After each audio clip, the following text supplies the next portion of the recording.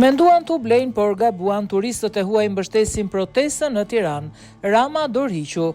Protestës në Tiranë janë bashkuar dhe turistë huaj të cilët kanë mbështetur qytetarët në protestën e tyre. Jam e lumtur që jam këtu me ju. Nuk jemi të friksuar, mendojmë se është shumë mirë që ju të vazhdoni të mbroni vendin tuaj. Pushtetarët duhet të bëjnë transparencë, u shpreh një turiste e cila ju bashkua protestës. Këto ditë që kam qenë këtu, kam parë popull të mrekullueshëm, një popull që nuk e blejnë dot me para. Ndoshta nga ana tjetër mendojnë se mund t'ju blejnë, por nuk është kështu. Prej disa ditësh jemi këtu dhe jemi shumë të lumtur që ju shohim të bashkuar. Shqiptar, vazhdoni kështu. Forca Shqipëria, është shprehur një tjetër turist. Pensionisti bashkohet protestës për Zvërneci, 140 ajdut rritën rrogat e tyre të dorhiqen. Protestës në Tiranë janë bashkuar dhe një numër i lartë i qytetarëve të moshave të ndryshme. Një pensionist që mori fjalën kërkoi dorëheqjen duke akuzuar qeverinë se nuk ka punuar për pensionistët. 140 ajdutët që rritën rrogat e tyre dhe i lanë pensionistët.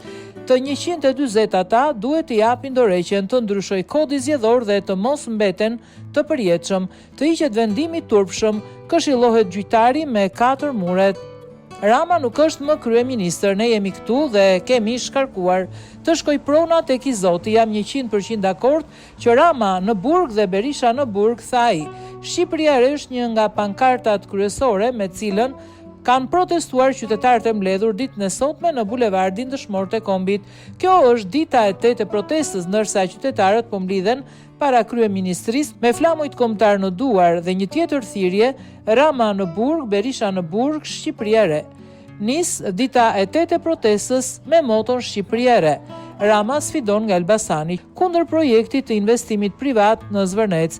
Me pankarta në duar dhe flamuj kuqezi, ata u përgatitën të nisin protestën orën 18, e cila si zakonisht filloi me një marshim në sheshin qendror, duke shkuar më pas drejt bulevardit Dëshmorët e Kombit dhe ndalesës para kryeministrisë. Ndërkohë Edi Rama ka sfiduar protestat nga Elbasani, ku mbajt një event i Partisë Socialiste.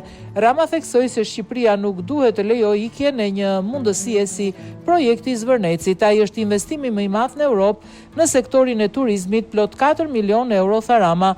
Ai theksoi se protesta është një marrëzi në drejtimin e gabuar të historisë.